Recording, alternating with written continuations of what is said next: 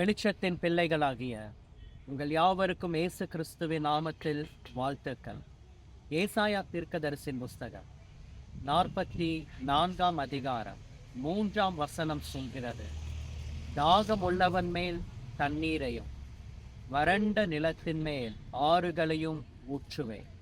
உன் சந்ததியின் மேல் என் ஆவியையும் உன் சந்தானத்தின் மேல் என் ஆசீர்வாதத்தையும் ஊற்றுவேன் என்று.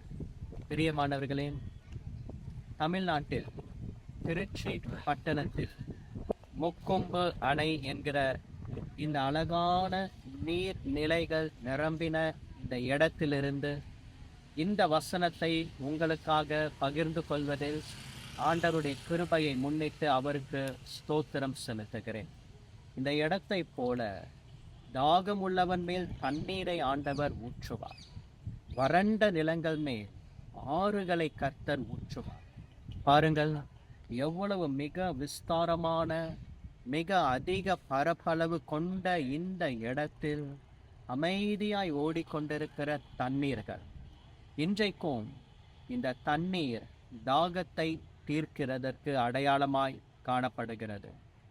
ஆவியானவர் மேல் தாகம் கொண்டவர்கள், அபிஷேகத்தின் மேல் தாகம் கொண்டவர்கள், இந்த தாகத்தின் மேலே ஆண்டவர் ஒரு அபிஷேகத்தை, தண்ணீரை ஆண்டவர் ஊற்றுவார்.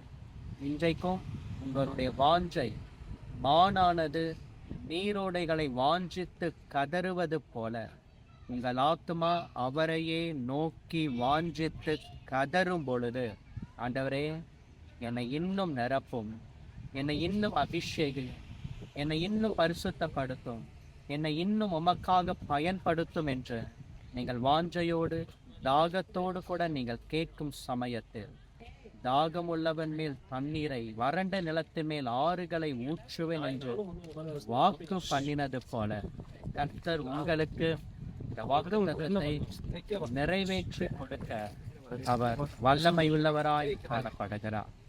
ஆம், ஏசாயா 44:3 தாகம் உள்ளவன் மேல் தண்ணீரை, வறண்ட நிலத்தின் மேல் ஆறுகளையும் ஊற்றுவேன். வெளிச்சத்தின் பிள்ளைகளாகி யாவரையும் கர்த்தர் ஆசீர்வதிப்பாராக. God bless you. Amen.